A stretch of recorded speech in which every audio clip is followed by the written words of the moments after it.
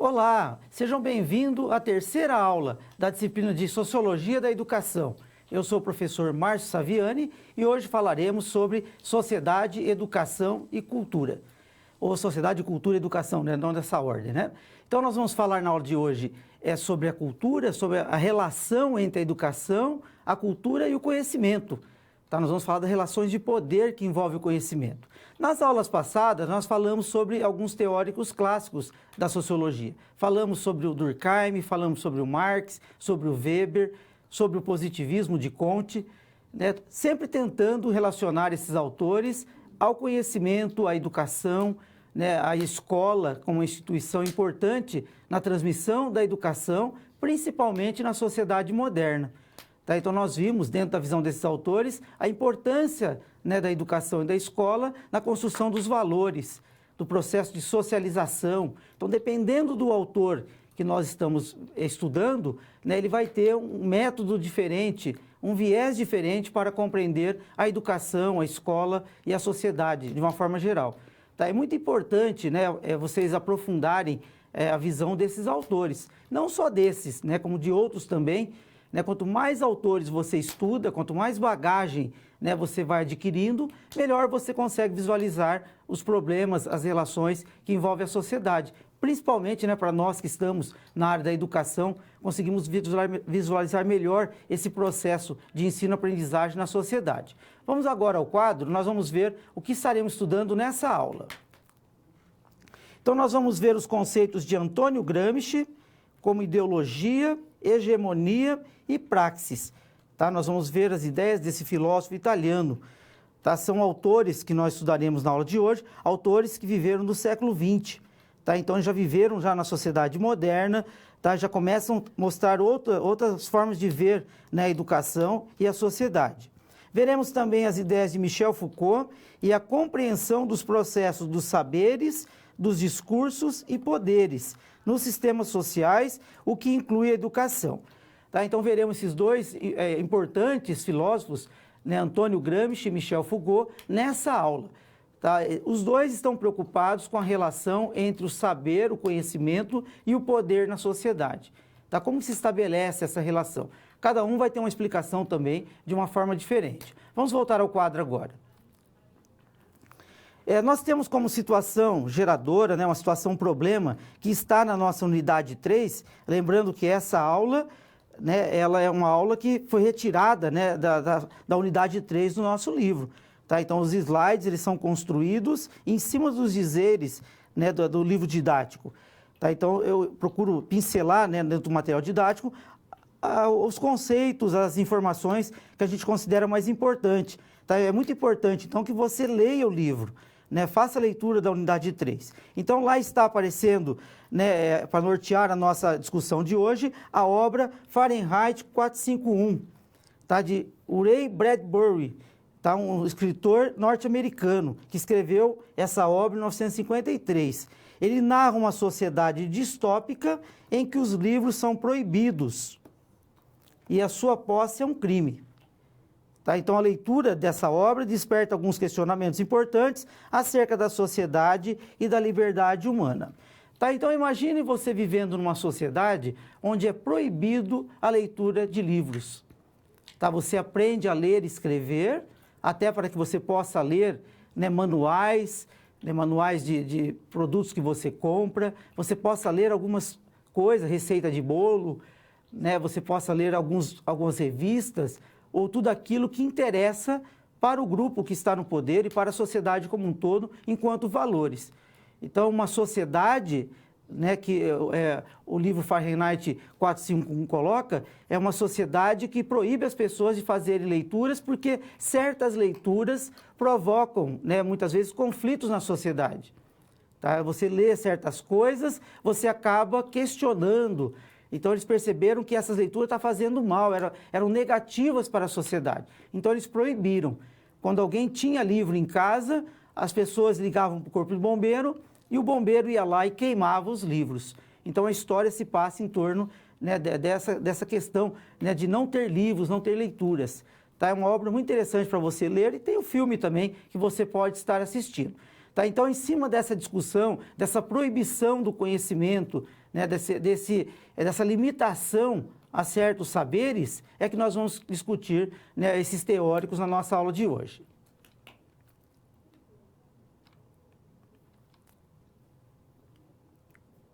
Então, para compreender, né, essa questão da limitação dos saberes, da importância do conhecimento em determinadas sociedades, tá, nós vamos ver alguns autores, nós vamos começar falando do Antônio Gramsci. Vamos ao quadro.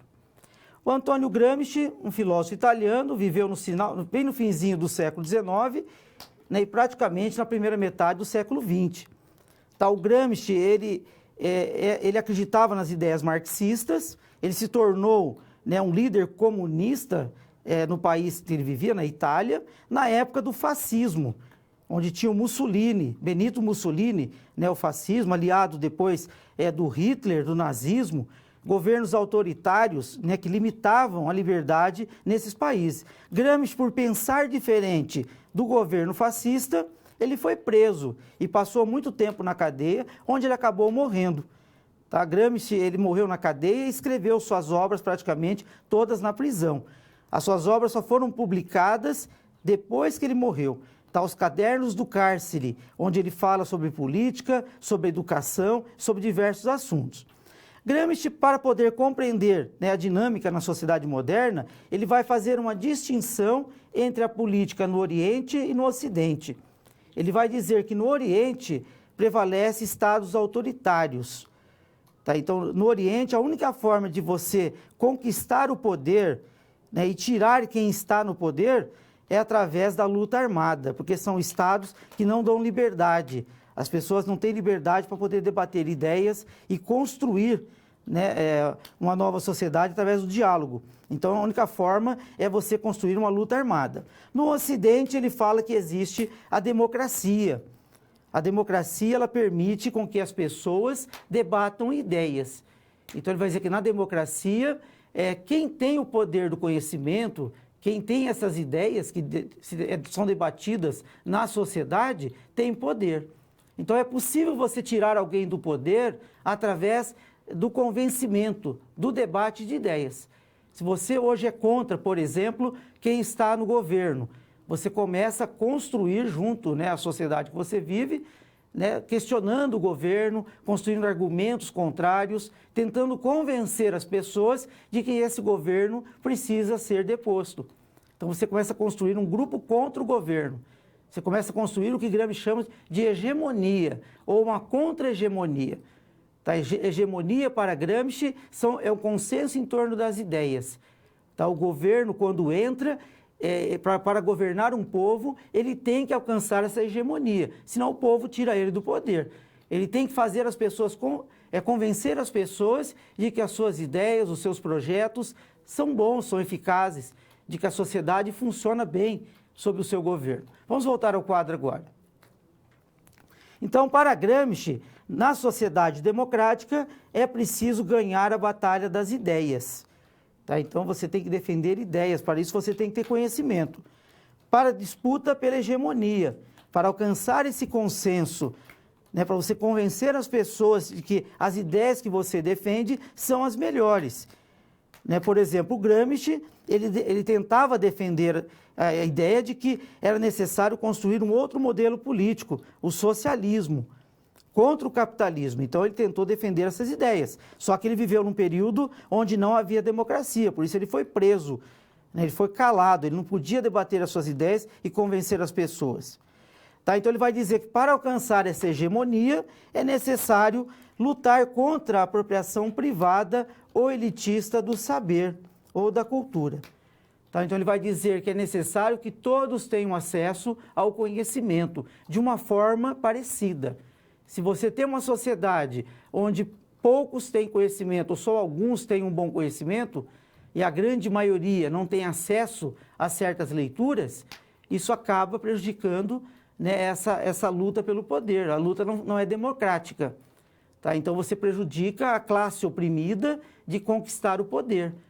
Tá? Aqueles que querem se manter no poder sempre defendem essas ideias, né, de que eles devem né, são melhores, procuram defender a ideia de que, criando um consenso, né, que é a hegemonia, de que eles são, né, eles fazem o projeto que é melhor para a sociedade.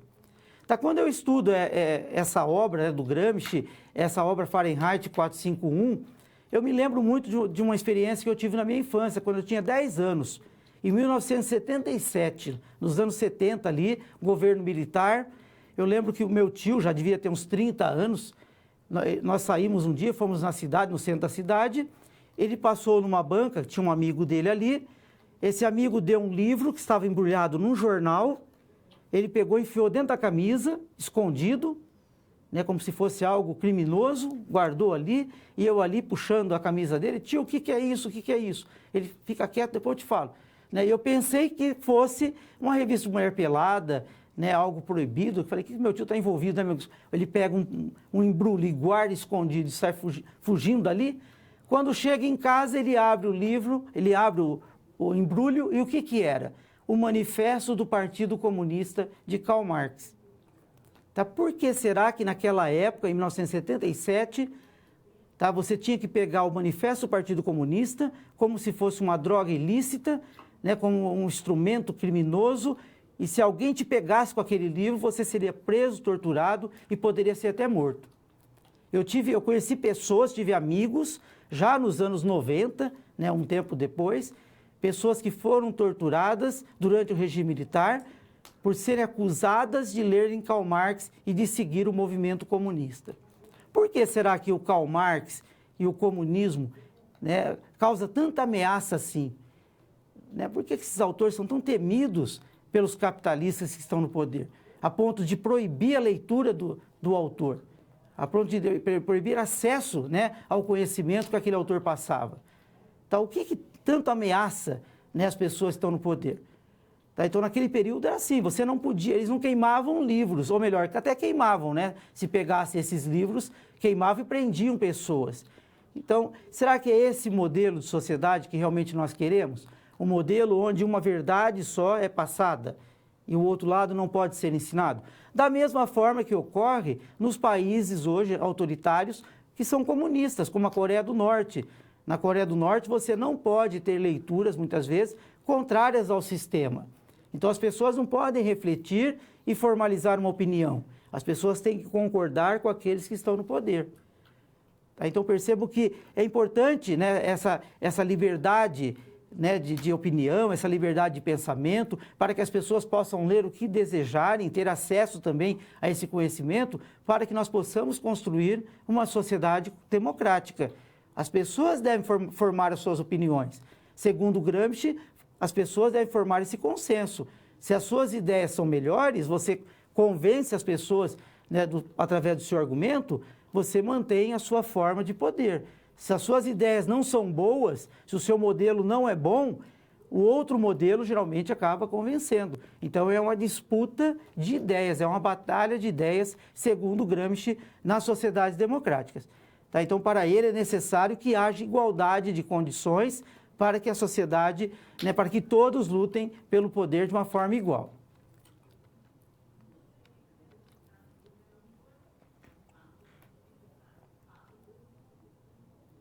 Então, para o Gramsci, se as ideias são importantes na sociedade moderna, democrática, se há uma batalha de ideias, a figura do intelectual se torna fundamental. E quem são os intelectuais? Para Gramsci, todos nós somos intelectuais. Todas as pessoas, né, têm conhecimento, tá? Têm potencialidade do conhecimento e do saber. A não ser em casos específicos, né, de anomalias, né, pessoas que têm uma certa deficiência, mas aí a medicina, né, a medicina estuda e também tem, né, formas, né, de tratamento, tá, de déficit de aprendizagem, etc, etc. Né? Então, já é um caso mais específico. Agora, todo ser humano em potencial, ele tem essa capacidade de aprender, de buscar o conhecimento. Gramsci vai dizer que na sociedade moderna, todos são intelectuais, mas existem alguns que, devido ao tipo de conhecimento, né, que é oferecido, né, o tipo de conhecimento que é exigido das pessoas na sociedade moderna, poucos conseguem adquirir esse conhecimento. Max Weber também trabalhava nessa vertente. Max Weber falava que na sociedade moderna existia a pedagogia do treinamento para treinar pessoas dentro das exigências, né, da racionalidade, da burocracia que a sociedade moderna, né, exigia das pessoas. Então, existe todo um padrão de conhecimento que nós temos que ter para sermos intelectuais. Então, o intelectual na sociedade moderna, geralmente, é aquele que frequenta as escolas, as universidades, são mestres, doutores, né, tem conhecimentos científicos, acadêmicos. Esses são considerados eruditos. Tá? Aquele que não lê muito, que mal frequentou a escola, né, parou lá no ensino fundamental, tá? Esse não é considerado intelectual, pela bagagem de conhecimento que ele tem. Então, acaba se distinguindo na sociedade esses intelectuais. Tá? Gramsci, então, vai dizer que todos têm esse potencial, mas nem todos acabam atingindo essa potencialidade de saber que a sociedade exige. Vamos voltar ao quadro agora. Então, os intelectuais, segundo Gramsci, organizam a cultura, definem os parâmetros pelos quais os homens concebem o mundo em que vivem. Então, os intelectuais são responsáveis, né, pela organização do saber e da cultura em determinada época. São eles que criam as teorias, os conhecimentos, né? Nós estamos estudando alguns autores, tem muitos autores que criaram suas teorias, tá? E muitas dessas teorias passam a ser vistas como verdadeiras, né? Como orientam a vida das pessoas dentro da ciência, né? Dentro da religião também. Né, dentro da religião, aquele que lê bastante a palavra de Deus, que estuda a teologia, né, que são os pastores, os padres, tá? Eles são intelectuais, eles têm mais poder dentro das igrejas do que as pessoas, entre aspas aqui, né, as pessoas comuns, as pessoas leigas, tá? Porque ele estudou, ele tem esse conhecimento. Então, eles passam a orientar as pessoas dentro da visão de mundo que eles têm. Diferentes classes e grupos lutam pela hegemonia. É muito importante que você entenda bem esse conceito, hegemonia, tá? Que é esse consenso que se cria na sociedade em torno das ideias, dos valores. Se organizam e contam com os seus próprios intelectuais. Gramsci fala que os intelectuais que lutam por uma causa política dentro de uma classe social são intelectuais orgânicos. Então, os intelectuais orgânicos que defendem uma classe.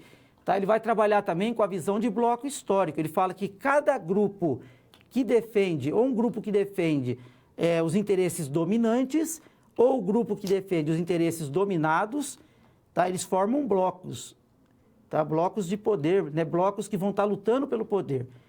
Tá? Então, hoje nós temos um grupo que defende aqueles que estão no poder.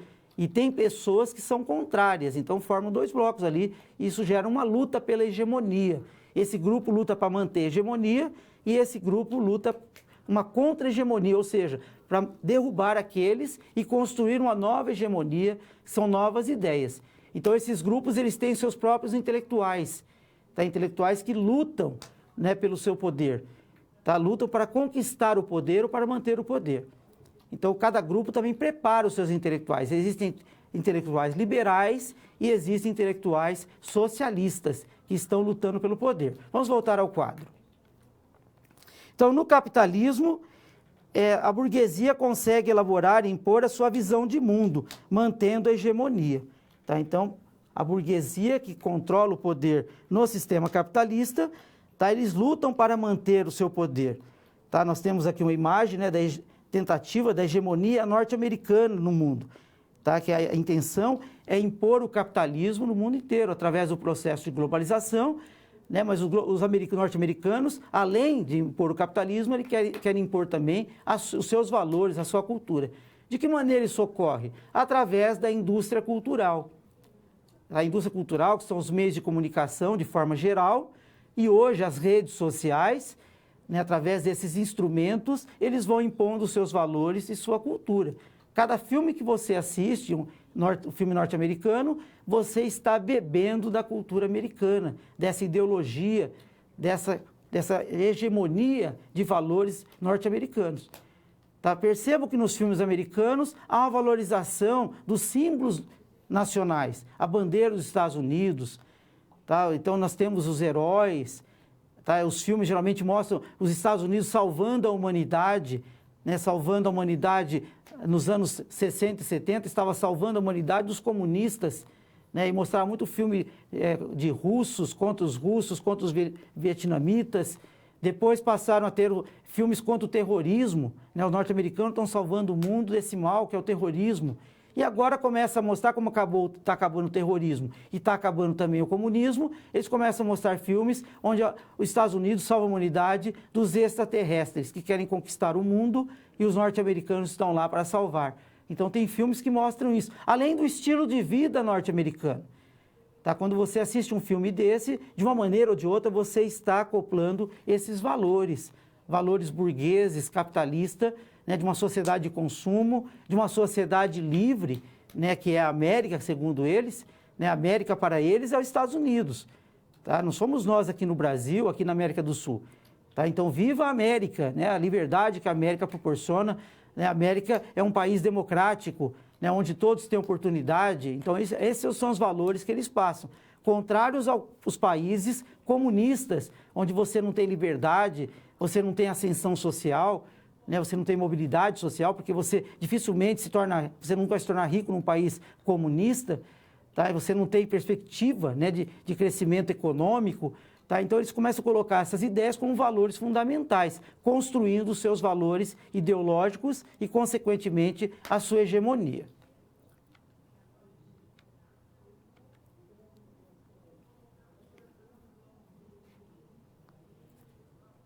Então, dentro desse processo, se os intelectuais são importantes na construção das ideias em uma sociedade para formar a hegemonia, tanto mantê-la como, né, a contra-hegemonia, de onde vêm os intelectuais? Eles vêm da escola.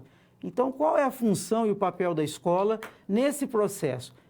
A escola se torna um instrumento importante na luta e na construção da hegemonia, porque na escola se constrói os valores.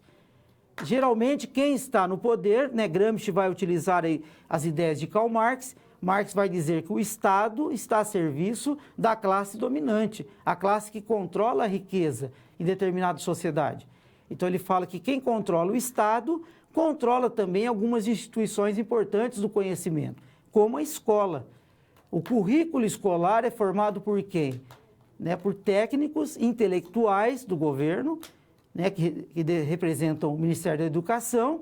Eles é que formulam todo o currículo escolar, tudo aquilo que vai ser ensinado nas escolas. Agora nós temos a Base Nacional Comum Curricular, que foi elaborado por quem? Segundo, né, a visão de Gramsci, por esses técnicos intelectuais que buscam defender a hegemonia burguesa de quem está no poder. Então, dentro dos valores dessa Base Nacional Comum, eles vão tentar ensinar valores liberais, dentro dessa visão liberal, na construção de uma sociedade, né, capitalista, uma sociedade liberal, uma sociedade onde tem o consumo, né, onde as pessoas têm oportunidades, mas ela funciona dessa maneira que nós conhecemos, porque nós vivemos no capitalismo. Vamos voltar ao quadro agora. Então, a educação é uma ferramenta efetiva para a superação do senso comum que valida a hegemonia burguesa. Tá? Então, o Gramsci vai dizer, se por um lado a escola ela pode ser um instrumento, né, daqueles que estão no poder, né, no Estado, mantendo a hegemonia, por outro lado, a escola, se ela oferecer certos conhecimentos, as pessoas também podem superar, né, esse senso comum através do conhecimento racional, científico aprendido na escola. Ele pode começar a questionar, né, o que é o senso comum. É aquilo que nós acreditamos, é aquilo que nós achamos, mas não temos confirmação, não conseguimos ver de maneira crítica. Tá? Então, a escola ela pode superar isso, ela pode superar o senso comum. Cabe à escola, segundo ele, superar o senso comum, promovendo o bom senso, enquanto atitude filosófica sistemática dos indivíduos. Então, o bom senso seria essa atitude racional, tá, científica, através do conhecimento. Então, segundo Gramsci, né, através do conhecimento escolar, as pessoas poderiam adquirir, né, certos conhecimentos, né, que poderiam levar a pessoa a uma crítica ao sistema. Tá? Então, se a escola, né, se ela fosse neutra, né, se a escola tivesse princípios de realmente educar as pessoas, né, para o convívio na sociedade racional, ela poderia alcançar esse objetivo. Então, depende muito para o Gramsci dos intelectuais que estão na escola. Tá? Você pode, segundo o Gramsci, se você é um professor, você é um intelectual orgânico. Ou você defende a quem está no poder, você defende os liberais, ou você defende os contrários ao poder. Não necessariamente os socialistas. Tá? Existem intelectuais que são socialistas, são comunistas, são marxistas, mas existem também liberais que não são marxistas, não são comunistas, mas não aceitam também o capitalismo da maneira que ele está. Não aceitam uma sociedade de pessoas que têm privilégios, uma sociedade onde uma grande parte da população, né, vive muito mal. Uma sociedade que tem 25 milhões de desempregados, pessoas que ficam vendendo bala em sinaleiro para poder sobreviver, com uma renda muito baixa. Então, tem muita gente que não aceita essa condição. A corrupção entre os políticos, né, os altos salários que eles ganham, né, os altos impostos que nós pagamos. Tá? Então, você não precisa ser comunista ou socialista ou marxista para defender isso. Tá? Então, tem muita gente que quer uma sociedade mais justa, mas não quer também o comunismo e o socialismo. Tá? Então, essas pessoas também são intelectuais e também defendem uma contra-hegemonia. Por quê? Eles querem construir novos valores para que as pessoas comecem a pensar a sociedade de uma maneira diferente. Vamos voltar ao quadro agora. Então, Gramsci identificava na educação pública vigente um modelo pedagógico desenhado para mantê-las subservientes às desigualdades e injustiças do sistema que oprimia. Tá? Então, fazendo uma visão, né, da educação pública da época dele, ele vai analisar que a escola, né, a educação pública, através da forma pedagógica, né, os conteúdos que se desenvolvem, a estrutura que as escolas têm, o investimento também, né, Gramsci viveu na Itália, né, na época do fascismo, tinha um ministro da educação, tinha uma política educacional diferente para pessoas ricas e para pessoas pobres. Existia uma escola para ricos e uma escola para pobres. A escola para rico ensinava uma educação mais integral, com valores clássicos da filosofia e tudo mais. Ensinava também, né, a parte prática do trabalho, né, formava engenheiros. A escola pública para pobres, né, o destino era só formar trabalhadores técnicos para exercer, para trabalhar, né, de uma forma que servisse como mão de obra para as empresas. Tá? E hoje, será que isso é diferente? Será que nós temos uma escola para ricos e uma escola para pobres? Ou será que está tudo misturado, né, no nosso país não tem essa diferenciação? Será que as escolas particulares, né, aquelas que cobram caras, as mensalidades caras, será que elas formam pessoas para serem empresários, médicos, engenheiros, juízes? Né? Será que nessa escola, ou será que nessas escolas também eles formam pessoas para ser operários? E na escola pública, que tipo de pessoas, né, em termos profissionais, em termos sociais também, a escola pública está formando? A escola pública discute com seus alunos, né, modelo de gestão, como que, né, você um dia vai ser um empresário, como é que você vai administrar uma empresa? Tá? Então, de que forma as escolas tratam isso? Então, o Gramsci, fazendo uma análise, ele percebeu que havia uma diferenciação muito grande. Só que lá era mais claro. No governo fascista, isso era bem determinado. Na nossa sociedade, né, existe todo um disfarce, né, uma camuflagem em torno disso, para que nós possamos entender que não há essa diferenciação, de que a legislação é igual para todos, né, que a função da escola é melhorar a vida de todo mundo. Então, se coloca essa ideia, né, até para manter essa hegemonia, né, segundo esse pensador que nós estamos estudando. Vamos voltar ao quadro agora. Então, Gramsci propõe uma escola unitária, tá? Uma escola igual, única, para ricos e pobres, tá? Que tivesse a mesma qualidade de educação, democrática, plural, né, e humanista, além de conciliar o trabalho manual e o trabalho intelectual. Porque é muito importante para Gramsci que o trabalhador também desenvolva o trabalho manual, que ele saiba fazer, mas que ele saiba pensar também.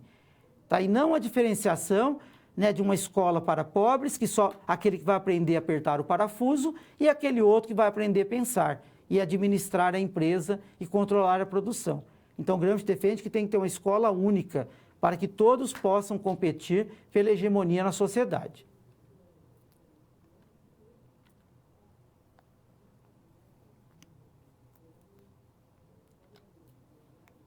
Então, resolvendo a situação, o problema, né, que nós falamos, né, do Fahrenheit 451, tá, onde as pessoas eram proibidas de ler livros, né, os livros eram queimados, as pessoas eram punidas, presas, tá, então havia todo, né, um cerceamento ali em torno da leitura, proibindo a visão contrária, né, as pessoas serem críticas, questionadoras.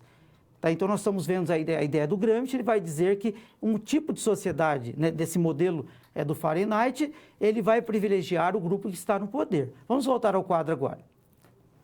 Então, para Gramsci, seria necessário, né, já fazendo uma análise da obra do Fahrenheit, ampliar a compreensão do próprio cotidiano, dando a todos a liberdade de se expressarem quanto às suas percepções. Tá? É um caminho para construir uma sociedade mais livre e plural, sem o julgo da hegemonia imposta pelos interesses e detentores do poder. Tá? Então, aqueles que estão no poder, eles querem que as pessoas não criem uma visão contrária. Eles querem manter a sua hegemonia, eles querem que você pense igual eles pensam, que você acredite que a forma deles viverem, deles agirem, é a melhor. Um bom exemplo disso também são as relações de gênero em certas sociedades.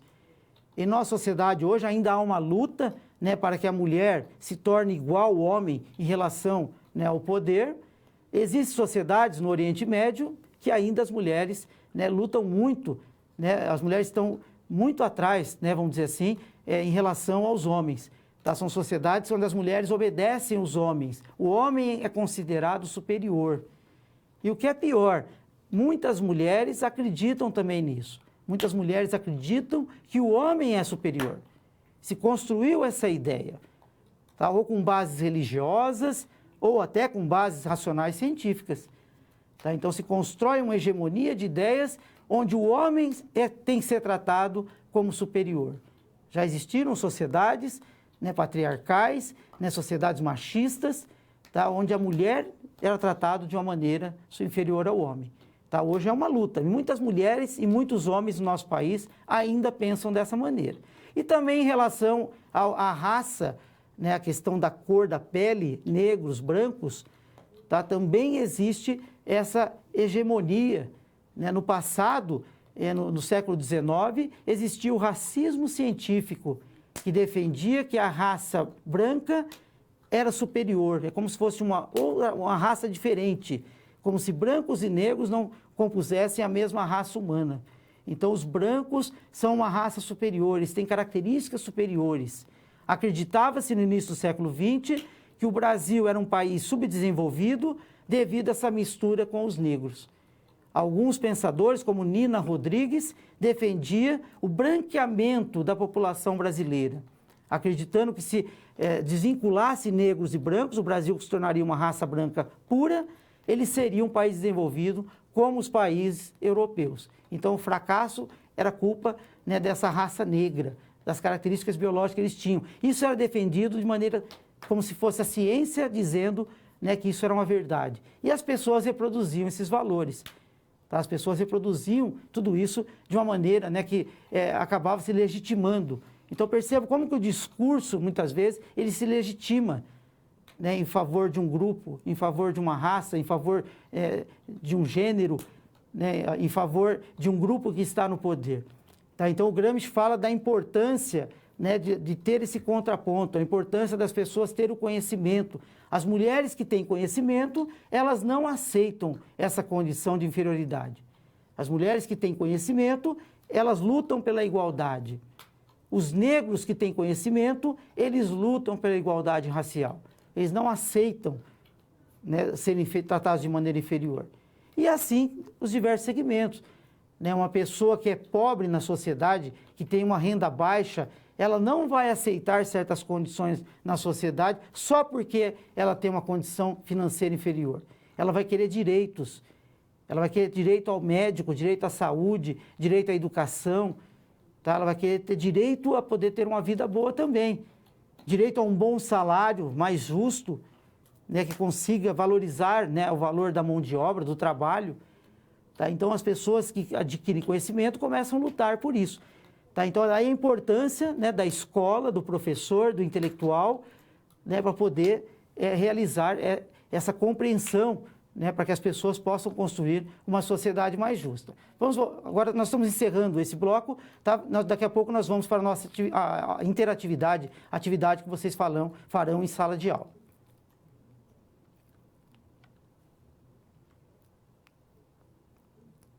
Então, vamos apresentar a atividade, vamos voltar ao quadro. Tá? Nós temos ali uma questão, tá? Que eu gostaria que você debatesse com seus colegas aí na sala. Tá? Existem colegas também que assistem a aula depois que ela foi gravada em casa. Tá? É importante que eles escrevam, produzam um texto, né, sobre essa questão que nós estamos colocando. Tá? Você não consegue participar ao vivo, mas você pode produzir um texto, criando argumentos, né, defendendo as suas ideias, tá aí, ó, né, defendendo as suas ideias, né, tentando construir depois, quem sabe, né, a sua hegemonia, né, enquanto bloco, né, para vocês entenderem, enquanto grupo que defende uma ideia. Igual você, tem muita gente que defende aquilo que você também acredita. Então, se você se une a eles, você forma um bloco, né, e um bloco de poder, um bloco de luta que pode modificar, né, as relações que tem na sociedade. Vamos voltar agora ao quadro. Então, nós temos ali a questão, vamos ao quadro, qual é a importância dos intelectuais na sociedade? Tá, eu gostaria que você manifestasse a sua opinião, daqui a pouco nós voltamos.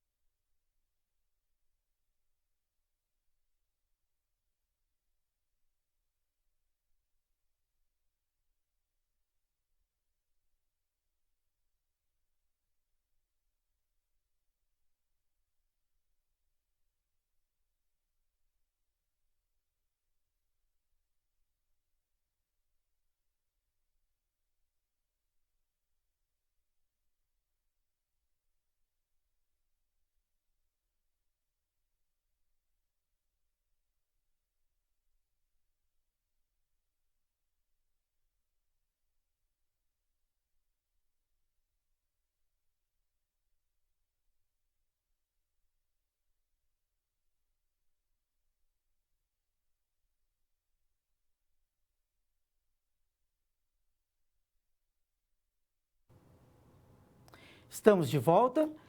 Tá?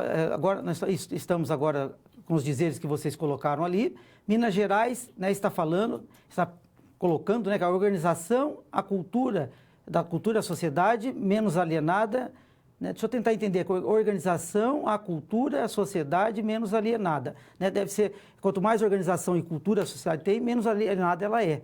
Né? Então, na verdade, a educação, a cultura acaba com a alienação na sociedade. Né? Rio Grande do Sul são os seres pensantes que vão ser os responsáveis pelo desenvolvimento da nossa sociedade.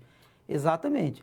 Né? Então, os seres pensantes. Agora, se você tem seres pensantes que defendem só um tipo de ideia, né, um tipo de modelo, né, você vai ter daí, para vocês entenderem bem, você vai ter a construção de uma hegemonia.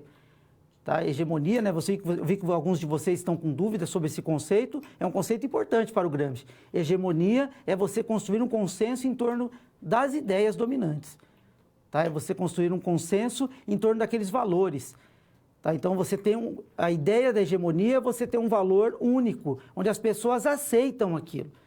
Tá? Você não precisa governar pela força física, através do exército, da polícia, né, das armas. Não, você governa pelo consenso de ideias. As pessoas acreditam em você. Você vai dominar dessa maneira. Elas vão te obedecer, elas vão responder o seu chamado. Tá? Minas Gerais é ter um embasamento de ideias para compreender a sociedade em seus diversos contextos e momentos históricos. Tá? Exatamente. Então, a importância dos intelectuais.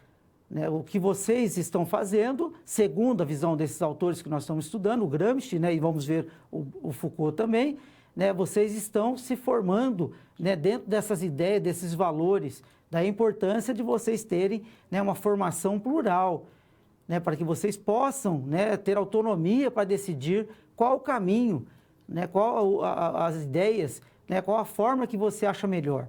Você que tem que decidir isso, e não alguém impor. Tá? Por isso a importância da pluralidade. Se você só lê um determinado assunto, uma determinada corrente ideológica, é claro que você nunca vai mudar a sua opinião, porque você não tem outra opinião, você não tem outro lado, você não tem embasamento do outro lado. Tá? Daí a importância de você fazer as várias leituras para que você possa, né, ter o contraponto ali. Até para criticar outra ideia. Tá? Se você não gosta da outra ideia, leia para poder criticar também. Né, na hora de convencer as pessoas, você conhece o outro lado.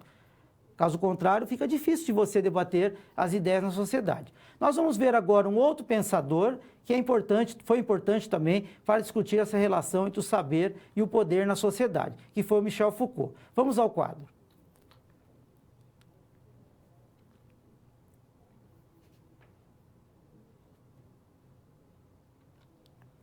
Tá, então, o Foucault ele foi um filósofo francês.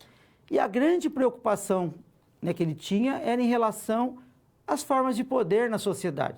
Para ele, a forma de poder não vem somente do Estado, elas são construídas na sociedade. Tá? Ele tem uma obra que chama Microfísica do Poder, onde ele vai tentar mostrar como que o poder está espalhado nas diversas instituições, dentro dos vários segmentos da sociedade. Tá? Então, não vem só do Estado, o poder, ele vem também, está estabelecido na família, na escola, na igreja, tá? Dentro das várias relações que nós estabelecemos. Tá? Vamos voltar ao quadro agora. Então, Michel Foucault viveu no século XX, tá? Faleceu em 1984, ele é um autor mais recente, né, na nossa época. Ele vai tentar compreender os saberes, os discursos e as formas de poder. Então, ele vai dizer que os saberes que se constrói em determinadas épocas, através de discursos que são legitimados, né, por certos grupos na sociedade, né, acabam se instituindo como verdades. Tá? Então, se estabelece um saber, ele se institui como verdade e ele passa a ser legitimado e dominar as pessoas. Então, ele passa a servir como uma maneira de poder. Um exemplo disso nós tivemos na Idade Média, durante o período feudal, um período conhecido como teocentrismo, onde as ideias eram centradas em Deus. Naquele período se instituiu um saber como uma verdade, que era a verdade religiosa. Então a igreja se dizia representante, né, de Deus na terra, tá? Se diziam apóstolos de Cristo, tá? Baseado na palavra sagrada, né, numa escritura, né, eles compilaram várias escrituras formando a palavra sagrada, a Bíblia, e essa palavra, segundo eles, representava a vontade de Deus. Então, o que estava escrito ali deveria ser seguido pelos homens. Caso contrário, Deus iria punir, né, as pessoas. Tá? Então, se você não obedecesse à vontade de Deus, você seria punido por Deus, né, ou nessa vida, ou na próxima, depois da sua morte. Você poderia ir para um lugar, né, um lugar ruim, onde você viveria num lodo terrível, queimando, sofrendo. Tá? Então, se ele fosse uma pessoa boa, né, você iria para um paraíso, ter uma vida melhor. Então, dentro das explicações religiosas, você viveria essa vida se preparando, né, para Deus, você serviria a Deus. E quem que era o representante direto de Deus na terra? Era a igreja. Então, tudo que a igreja falava era uma verdade divina. Os próprios reis eram pessoas que também tinham essa legitimidade divina. Tá? Eram pessoas que tinham, né, eram pessoas colocadas por Deus, o direito divino dos reis. Né? Ou seja, eles estavam ali porque Deus colocou eles ali. Tá? Quem é você para contestar a vontade de Deus? Se ele colocou o rei ali, ele tem um propósito. Ah, mas o rei faz isso, faz aquilo, mas é a vontade do Senhor. Então você tem que respeitar. Assim como o padre, assim como essas pessoas que representavam Deus. Então, se instituiu essa verdade através da educação das pessoas, dos valores que foram transmitidos. E as pessoas obedeciam. Isso acabou gerando uma disciplina entre as pessoas, uma forma de controlar as pessoas, segundo, né, o Foucault, de docilizar as pessoas. Tá? Então, um processo de docilização, as pessoas ficaram dóceis, né? As pessoas que não contestavam, tá? Não causavam revoltas. Por quê? Porque havia uma aceitação, que é uma forma melhor e mais eficiente de você manter as pessoas dóceis dentro dos valores que você deseja, do que fazer a pessoa acreditar, né, de que existe um Deus que está em todos os lugares ao mesmo tempo, ele é capaz de ler o seu pensamento. Então, tudo que você fizer que é contra a vontade dele, ele sabe. Tá? Por exemplo, Deus não quer que você roube, né? Você roube algo. Tá? Então, se você roubar algo escondido, Deus viu. A polícia não viu, ninguém percebeu, mas Deus está vendo. Se você trai a sua esposa escondido, ninguém está vendo. Você saiu escondido, foi lá e traiu. Deus viu. Tá? Então, você é um pecador. Você vai ter que pagar perante Deus. Então, as pessoas acreditando dessa maneira, elas não vão cometer nada de errado, porque Deus está vendo. Tá? Então, mas como que eu sei a vontade de Deus? É o que o padre fala, é o que o pastor está dizendo. Então, naquela época eram os padres, não existiam outras religiões dentro da Europa Ocidental. Então, era uma forma de dominação. Então, o Michel Foucault ele vai mostrar, né, como que se exerce esse poder em determinadas sociedades. Como que você realiza essa forma. Vamos voltar ao quadro agora. Então, processos disciplinadores são comumente utilizados para dominar homens e mulheres ao longo de suas vidas.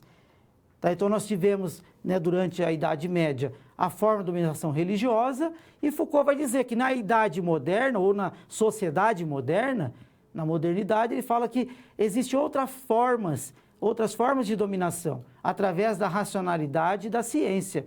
Então, a ciência passa a ocupar o lugar da religião na dominação. A ciência se torna detentora do saber e da verdade. O que a ciência e a racionalidade falam como verdade, as pessoas seguem. Vamos voltar ao quadro. Então, o saber se define por possibilidades de utilização e de apropriação oferecidas pelo discurso. O que é o discurso? É aquilo que nós falamos, aquilo que nós reproduzimos como verdade. Toda prática discursiva pode se definir pelo saber que ela forma. Tá? Então, essa aula, por exemplo, em nome da ciência, que a universidade representa, né, eu sou o professor, então eu represento, em nome dessa ciência, o saber. Tudo que eu estou falando aqui se torna uma verdade para você que está me ouvindo. A não ser que você faça uma leitura, que você corra atrás de certos conhecimentos para você poder contestar ou confirmar isso. Só que as pessoas não fazem isso. Por quê? Porque elas já sabem, o professor está falando, por que eu vou pesquisar se é verdade? Eu acredito, não é mesmo? Eu tenho uma legitimidade. Ninguém vai ficar procurando no livro se o que eu estou falando aqui é verdade ou não. A grande maioria não procura. Da mesma forma que nas igrejas, da mesma forma que a medicina, o que o médico fala para você, você não vai chegar em casa e pesquisar. Tá? O médico falou, é verdade. Se o médico falar, você tem que fazer uma cirurgia, você vai marcar a cirurgia, porque o médico falou. Tá? O médico falou, você tem que tomar tal remédio, você vai tomar tal remédio. Né? Então, o médico, em nome da ciência, ele cria o discurso da verdade, né? O que o médico fala é verdadeiro, é o saber científico. Então, vocês entendem que como que é uma maneira até de exercer o poder? O médico tem poder na sociedade, da mesma forma que o advogado, o jurista, né? Eles passam a ter também esse poder na sociedade. Tá? Vamos voltar ao quadro agora. Então, o exercício do saber, vindo de um discurso científico, passa a disciplinar a vida das pessoas. Tá? Então, o exercício do saber, para o Foucault, ele acaba disciplinando, ele acaba orientando a vida das pessoas. As pessoas passam a agir, a fazer as coisas orientadas por essa verdade, que é construída, né, por um grupo ou dentro de um segmento. Por isso que ele fala que os poderes são também micropoderes, tá? Porque você tem poderes espalhados. Então, cada instituição, cada grupo vai instituir a sua verdade e as pessoas passam a reproduzir aquilo, tá? Como uma forma de poder.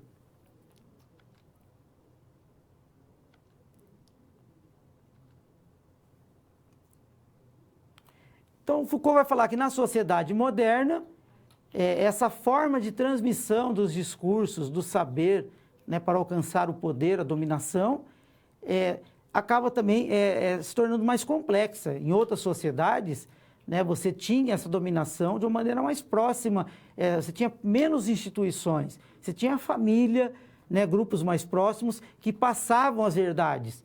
Tá? Para uma pessoa que morava na zona rural antiga, a verdade era construída pelo pai, pela mãe, através dos seus discursos, né? Então, o pai e a mãe colocavam isso. Eu me lembro de uma história também, quando criança, né, minha avó, ela fritava bolinho de chuva, né, que a gente chama aqui onde eu moro, ela pingava na frigideira, na gordura, né, uma massa que ela faz, né, uma massa bem mais mole do que a de pão, e frita, né? E nós ficávamos em volta, eu, meus irmãos, todos pequenos, né, quando ela já ia tirando o bolinho ali da frigideira e colocando, né, no prato, nós já íamos querendo pegar para comer. E ela falava, não, espera aí que se vocês comerem o bolinho agora, vai secar a gordura da frigideira. Eu não posso mais fritar o bolinho. Então, vocês têm que esperar, quando fritar todos, vocês comem. Está vendo a estratégia que a minha avó utilizava? O discurso, né, como verdade, de que nós acreditávamos, né, quando um ia comer, já batia na mão do outro, falava, não come não, para acabar a gordura lá, não pode fritar mais. Então, espera ela fritar tudo, porque ela queria, né, fritar todos, para depois ir à mesa, servir o café e todo mundo comer junto. Né? Se nós fôssemos comendo, a hora que chegava, terminar de fritar, não tinha mais nada. Né? E outra história também, na minha infância, que eles contavam, é da crista do galo. Não sei se vocês conhecem essa história. Né? A criança, quando fazia xixi na cama, eles falavam que ela tinha que comer a crista do galo. Tá? E eu, quando criança, eu achava muito nojento aquilo, né? Uma pele nojenta, tá? Não sei se alguém gosta disso, né? A crista do galo, mas nós não gostávamos. Então, para não comer a crista do galo, nós não fazíamos xixi na cama. Está vendo o discurso? Como que orientava a nossa conduta? Tá? Você não come a crista do galo, né? E não faz xixi na cama. Se você fizer xixi na cama, tem que comer. E muitos outros discursos que são utilizados, né, na nossa vida para poder inibir, né, as pessoas de realizar certas coisas. Então, passa a disciplinar, tá, dentro das visões religiosas, das visões morais, éticas que a sociedade nos impõe. Vamos ao quadro novamente. Então, ele vai dizer que nas instituições sociais de disciplinarização, seus espaços físicos apresentam uma arquitetura destinada a vigiar e controlar os corpos. É a ideia de panóptico de Jeremy Bentham, presente na obra de Foucault. Tá? Então, o Foucault ele vai mostrar na sua obra, ele vai se inspirar, né, na obra de Jeremy Bentham, Foucault na obra Vigiar e Punir. Tá? O Jeremy Bentham ele projetou um modelo, né, de instituição que iria vigiar as pessoas, o modelo prisional. Tá? Então, aqui nós temos a imagem, né, de um panóptico, tem uma grande torre no meio e em volta circular, em volta da torre, ficam as celas. Cada janelinha dessa aqui é uma cela. E aqui em cima fica o vigilante. Ele tem visão de 360 graus e é escuro, ou seja, quem está na cela não percebe, não sabe se está sendo vigiado ou não. Tá? Se não ficar ninguém aqui na torre, os presos acham que estão sendo vigiados. Tá? Então, é uma maneira de controle. E esse projeto de Jeremy Bentham depois acabou influenciando outras arquiteturas e outras instituições, como a escola, os manicômios, e outros modelos também, né, de hospitais, tá, psiquiátricos. Então, tudo isso vai servir para poder vigiar as pessoas. A ideia de panóptico, na verdade, nos serve como referência para pensarmos esse processo de controle sobre as pessoas. Não é um controle físico. Uma coisa é eu te ameaçar fisicamente, tá? Ficar aí no polo agora, na sala de aula que você está, né? O tutor pega uma arma, né? E fala, quem não estiver prestando atenção na aula, eu vou dar um tiro, né? Então, tá vendo? Você vai ficar assim. Outra coisa é ele construir uma outra maneira, sem ser através da violência física, tá? Uma maneira que faça vocês prestarem atenção na aula, tá? Sem que tenha que exercer a violência física. Então, segundo Foucault, ele precisa docilizar vocês, adestrar. Esse é o nome que o Foucault usa muitas vezes no processo de educação, tá? É um processo de adestramento. Então, ele precisa convencer vocês de que vocês precisam prestar atenção na aula.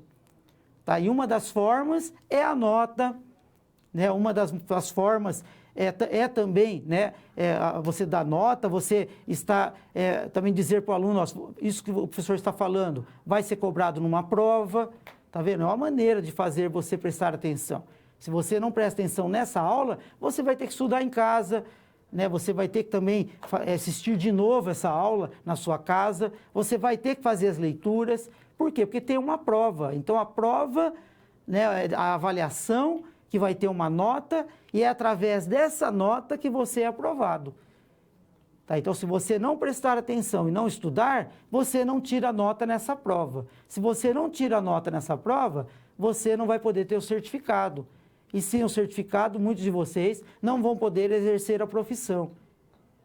Tá? Então, isso acaba complicando. E hoje, na sociedade que nós vivemos, é necessário você ter um certificado para exercer uma profissão, para que você tenha um trabalho, para que você ganhe dinheiro. Tá? Então, vejam bem que tem toda uma relação que envolve, que vai disciplinar você. Tá? Então, a escola, muitas vezes, ela serve como esse instrumento devido à sua estrutura e às condições que são estabelecidas. Tá? Então, segundo a visão de Michel Foucault, ele vai dizer que as instituições, de uma maneira geral, elas servem para reproduzir, né, a ordem estabelecida, os valores que um determinado grupo da sociedade deseja. Tá? Não é o grupo dominante, mas são os grupos, né, que têm poder, desejam que você seja assim, que você tenha esse comportamento. Então, a ideia é passar através desses conhecimentos, desses saberes, através dessas instituições, né, para que você conceba aquilo, né, como um discurso de verdade, para que possa exercer o poder e a dominação sobre você, para que você possa agir como essas pessoas desejam.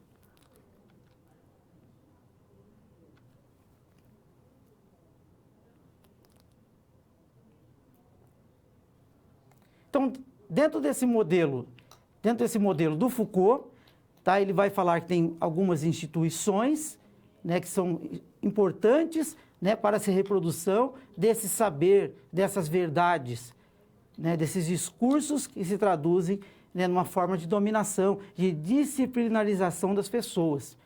Tá? E a escola também, né, seria essa instituição. Vamos voltar ao quadro agora.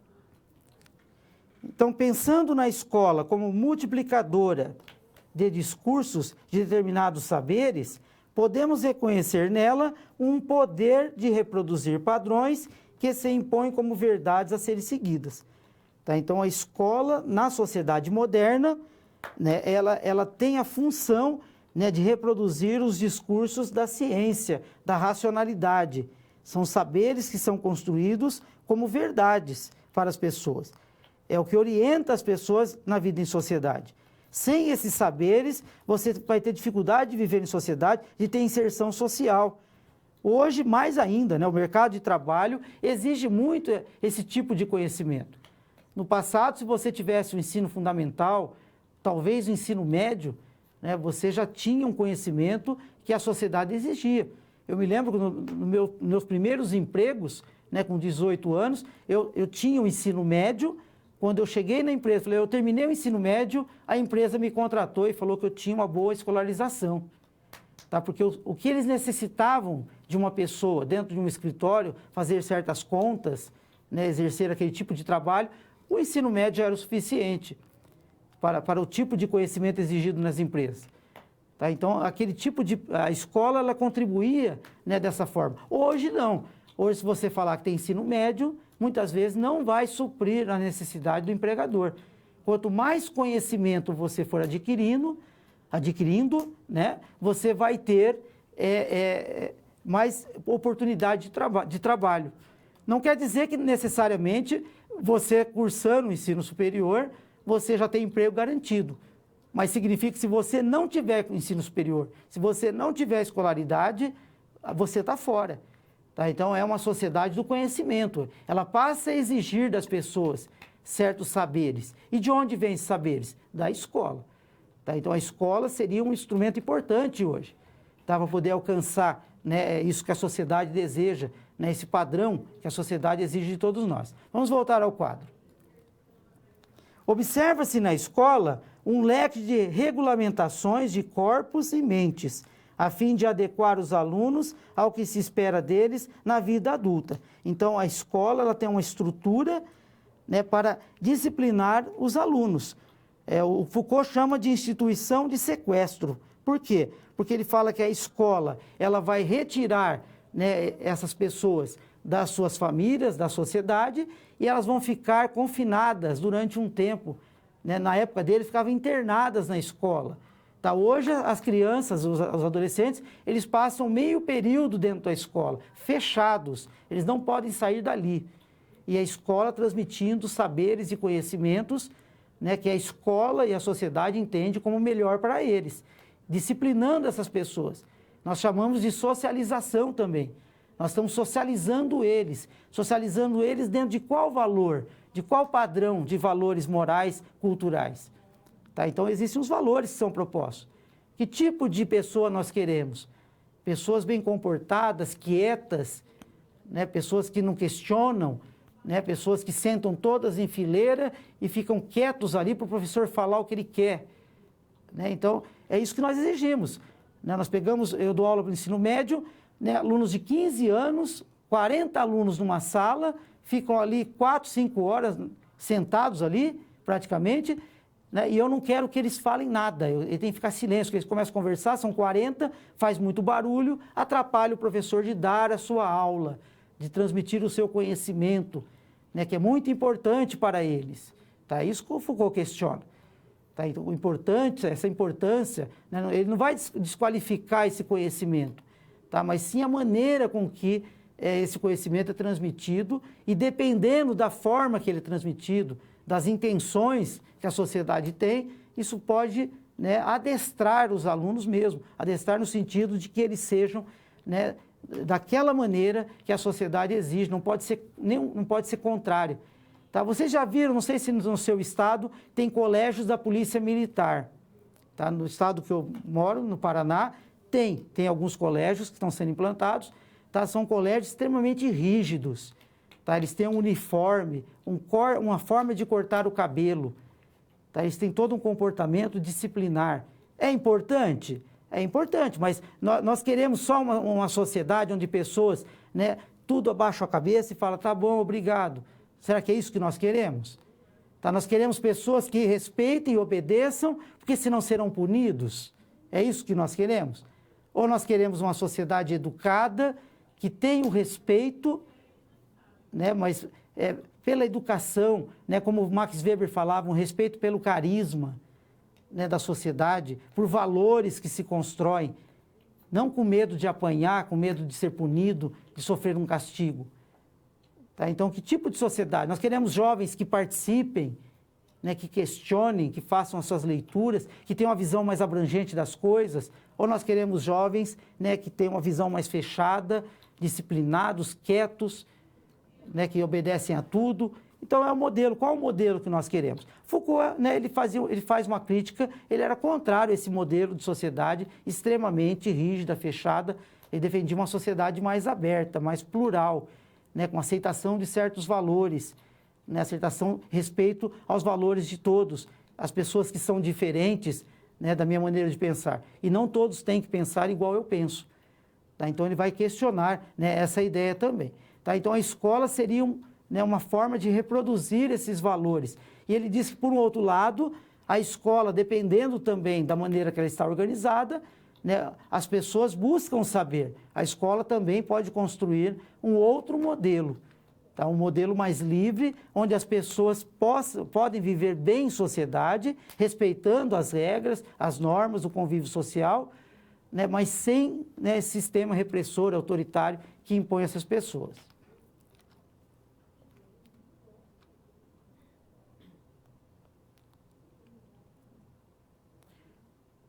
Então, resolvendo a situação-problema, né, vamos ao quadro que nós vamos ler a situação-problema e vamos ler também a proposta, né, dentro dessa situação-problema. A professora propõe aos alunos que façam uma relação entre o livro Fahrenheit 451, de Bradbury, que nós falamos, né, esse escritor norte-americano, e a pintura O Sono da Razão Produz Monstros, de Goya. Tá? Essa pintura, essa imagem que está aqui no canto, percebo que tem um senhor aqui deitado, dormindo, e em volta tem corujas, tem lobos, tem vários animais aqui, vigiando, né, o sono, né, desse senhor. Então, o Goya procura mostrar com isso que quando a razão está dormindo, tá, quando você não usa a razão, né, você permite que outros conhecimentos, que muitas vezes não são verdadeiros, né, acabam se apossando de você. Tá? Você passa a defender ideias que nem sempre são verdadeiras. A razão representaria a verdade, a busca da verdade, a busca do que é certo. Tá? Então, quando você tem um saber baseado no senso comum, né, o senso comum nem sempre traz a verdade, segundo aqueles que defendem o pensamento científico racional. Tá? Você pode ser preconceituoso, por quê? Porque você não usa a razão. Você passa a defender certas coisas que você não conhece. Né? Hoje, principalmente, né, com as redes sociais, né, com as informações, né, são muitas informações que nós recebemos. Quantas delas são verdadeiras? Quantas informações dessas que nós recebemos servem, né, para nos ajudar, nos auxiliar, né, a construir uma sociedade melhor? Tem muito fake news. O que é o fake news? São mentiras que se criam e as pessoas obedecem. Por quê? Porque não usam a razão. Se você usar a razão, você vai pesquisar. Tá? Se você recebe uma notícia falsa, ou qualquer notícia, né, sem saber se é falsa ou verdadeira, primeiro você pesquisa qual é a origem dessa notícia, né, de onde veio, como que veio, o que é isso, será que é verdade mesmo? Não, as pessoas recebem o vídeo, recebem a informação e simplesmente compartilham. O que é compartilhar? É você estar dizendo para o outro que você está passando, olha aqui uma verdade, né, que eu recebi. Tá? E o outro passa para o outro, aí se constrói um discurso, né, como o Foucault fala, um discurso de verdade. Dali a pouco, milhares de pessoas estão acreditando naquilo que você ajudou a compartilhar. Só que, de repente, descobrem que não é verdade. Aquilo era mentira. Já teve uma senhora, não me recordo o estado do nosso país, né, alguém inventou alguma coisa dessa senhora, tá, e as pessoas lixaram aquela mulher, mataram ela, porque alguém compartilhou uma notícia falsa. E todo mundo acreditou e foi lá e matou a mulher. Já teve também uma escola, isso eu acho que foi na cidade de São Paulo, né, uma criança chegou em casa e falou para o pai que o dono da escola, alguém na escola, tinha molestado ela. O pai já foi na escola, chamou a polícia, gerou aquela confusão toda, chamou os outros pais, todo mundo tirou seus filhos daquela escola, a pessoa perdeu a escola, ela quebrou financeiramente, teve que responder um processo e depois descobriram que era tudo mentira, a criança tinha inventado tudo aquilo. Tá vendo? Então, em nome da razão, nós temos que pesquisar. A criança falou, antes de falar qualquer coisa, vamos apurar isso, vamos ver se é verdade, vamos tentar, né, até as últimas consequências. A razão, a ciência, ela primeiro observa, ela busca essa informação. Vamos construir a verdade sobre o fato, para depois sim dizer que foi ele, né, ou qualquer outra coisa relacionada. Tá? Então, quem usa a razão, né, acaba, muitas vezes, buscando a verdade, deixando de cometer certos erros. Vamos voltar ao slide agora. Então, na obra de Bradbury, há uma reflexão acerca dos limites da liberdade humana, uma censura em nome da estabilidade social. Tá? Então, as pessoas que queimavam livros, né, a sociedade, evitando as pessoas de terem, né, outras visões. Os procedimentos na sociedade distópica de Fahrenheit 451 são todos desenvolvidos a fim de criar indivíduos dóceis e úteis à manutenção da lógica estabelecida. Vamos continuar no slide. Na gravação de Goya, produzida no século XVIII, há um apelo à razão. É a coragem de sair do espaço cerceador da sociedade e buscar as respostas, sem a opressão de um sistema que controla as mentes e os corpos. Tá? Então, você usando a razão, né, você se liberta, né, de certas verdades que não são verdades, né, de certos dogmas. Você se liberta de certas opressões. Tá? Imagina a mulher que usa a razão, procura o conhecimento, ela se liberta daquela opressão, né, em relação ao homem. Tá? Da mesma forma, os negros. Certa vez me contaram uma história, um professor contou uma história, disse que o Zumbi, né, um líder, né, negro que lutou nos quilombos, tá, o Zumbi dos Palmares, certas vezes um homem falou para ele, um senhor mais velho, falou assim: Zumbi, a sua luta vai ser em vão. Meu tataravô nasceu escravo e morreu escravo. Meu bisavô nasceu negro escravo e morreu escravo. Meu avô, meu pai, eu nasci negro, morri escravo, meus netos estão nascendo negros e vão morrer escravos. Tá, e Zumbi falou, não, um dia isso vai acabar. Né? E hoje nós vemos que Zumbi estava certo. Né? Zumbi, ele buscou o conhecimento, ele não concordou com aquilo. Tá? Então ele acabou lutando e conquistando, né, a liberdade que ainda está em luta, né, a liberdade dos negros. Tá? Então o que o sono da razão produz monstro procura mostrar é isso. Né? Se você ficar dormindo, tá, você permite com que, né, certas ideias, certas ideologias, né, certas pregações, né, acabam determinando a sua vida, né, sem ser, né, aquilo que realmente você desejaria. Você acaba sendo alienado nesse processo. Tá? Então, a razão, a ciência, libertaria o homem através do conhecimento.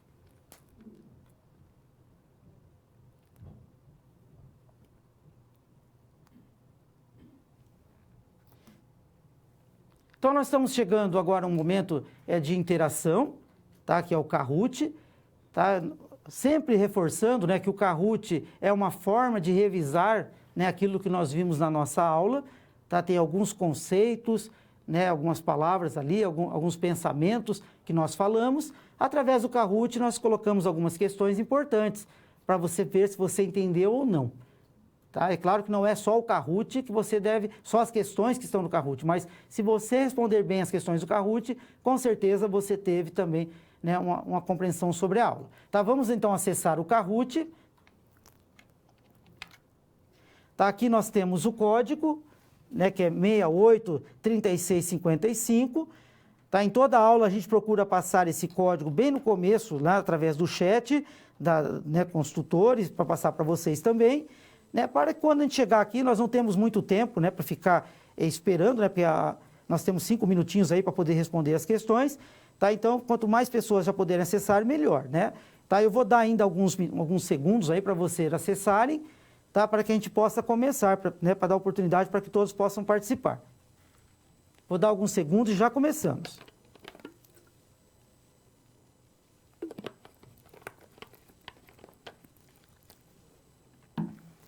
Tá, e para você que está acessando através de casa, depois que a aula já foi transmitida ao vivo, tá, você não vai conseguir acessar agora o seu Kahoot, né? O Kahoot é um instrumento ao vivo.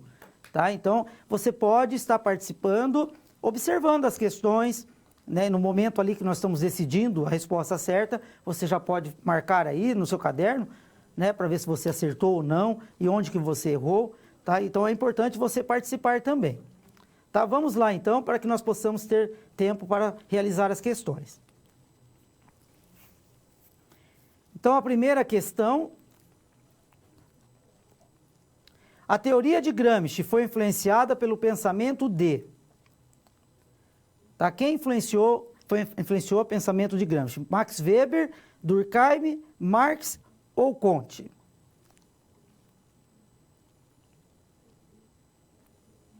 Tá? Qual desses autores influenciou o pensamento de Gramsci?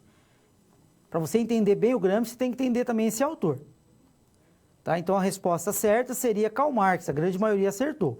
Tá? Alguns responderam Weber. Tá? Weber não foi um influenciador das ideias gramscianas, ele até, né, utiliza algumas falas parecidas até com Weber, mas o Gramsci acreditava na teoria de Karl Marx. Né? A filosofia da praxis que Gramsci coloca, tá, que você vai ler no nosso material didático, né, a filosofia da praxis é o pensamento marxista. Tá? A filosofia marxista é o materialismo histórico. Tá? Então, você compreendendo as ideias de Marx, você entende muita coisa que o Gramsci fala.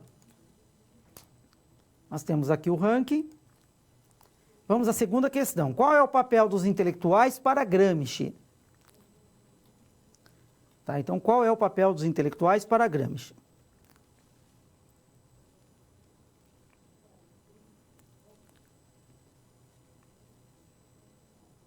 Vou dar um tempo para vocês lerem.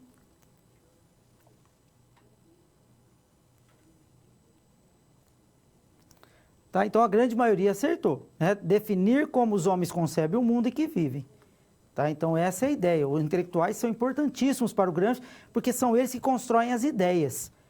Tá? E como na sociedade democrática, a disputa é pelas ideias, pelo convencimento, né? Os intelectuais são importantes. Tá? A importância para o Gramsci da classe trabalhadora, dos mais pobres, terem acesso ao conhecimento, para que eles possam também, né, disputar as ideias na sociedade. A Silvana aqui está em primeiro. Modelo de escola defendido por Gramsci. Tá, qual o modelo de escola que ele defendia?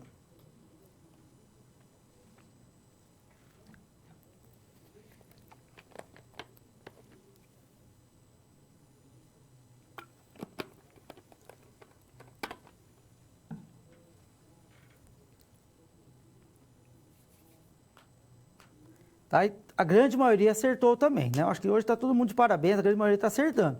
Né? Pública, gratuita e laica. Tá? Alguns responderam pública, confessional e gratuita. Confessional é uma escola que defende uma posição religiosa. Tá? O Gramsci era contrário, ele vai dizer que a religião, ela aliena as pessoas. Né? Ele vai dizer que a religião, né, ajuda a manter, né, as pessoas conformadas na sociedade, ajuda a manter a hegemonia dominante. Tá? Dependendo da maneira que a religião é pregada. Né? Então, as pessoas se acomodam. Tá? Então, ele vai falar da importância da escola ser laica, não ter uma religião definida.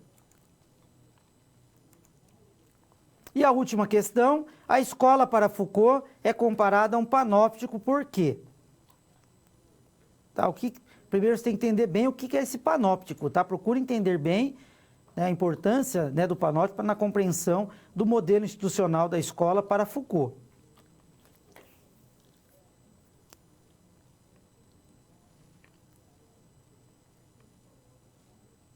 Tá? Então, a grande maioria também acertou, né? Não foi tão grande assim, teve 9 que disseram procurar formar alunos livres e questionadores. Tá? Então, comparado ao panóptico, não, o panóptico é uma forma de controle. Tá? Então, você não fica livre. A ideia é controlar as pessoas e fazer as pessoas pensarem como a escola deseja. Tá? Não pode pensar fora daquilo, não pode criticar a escola ou o pensamento transmitido pela escola. Tá? Então, é um lugar que controla e disciplina os alunos, né? Segundo a visão de Foucault sobre panóptico. Tá? Nós temos aqui o ranking, né? A Cris de Jacareí, Silvana e uma de Contagem. Tá? Todos estão de parabéns, né? Todos vocês, né, que conseguiram compreender as respostas, estão de parabéns e alcançaram, né, a medalha de ouro. Tá? Agora nós vamos ao recapitulando, tá? Nós vamos falar de conceitos importantes que estudamos nessa aula. Vamos voltar ao quadro. Então, nós vimos o pensamento de Antônio Gramsci, o papel dos intelectuais na sociedade, a hegemonia, que é esse consenso de ideias que busca se alcançar, né, ou destruir, né, tentando formular outra hegemonia, e a escola unitária, né, que você teria uma escola única para todos, né, uma escola que unisse o trabalho manual e intelectual, uma escola democrática, plural, né, uma escola que pudesse oferecer qualidade de ensino, uma boa qualidade de ensino para todos, tanto para pobres como para ricos, para que todos pudessem disputar a hegemonia na sociedade.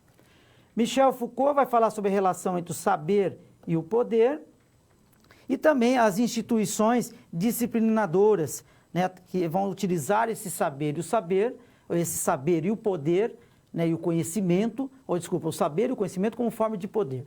Né? Então, essas instituições, elas utilizam do conhecimento como verdades, né, para poder disciplinar e docilizar pessoas, né, para que elas possam viver da maneira que certos grupos desejam. Tá? Pessoas que se comportem como essas pessoas desejam. Tá? Então, percebo que isso acaba servindo como uma maneira de dominação na sociedade. Tá? Estamos chegando ao final de nossa aula. Agradeço muito a sua atenção. Espero que vocês tenham gostado da aula, né, que vocês tenham compreendido os conceitos fundamentais que nós colocamos. Um grande abraço a vocês e até a próxima aula.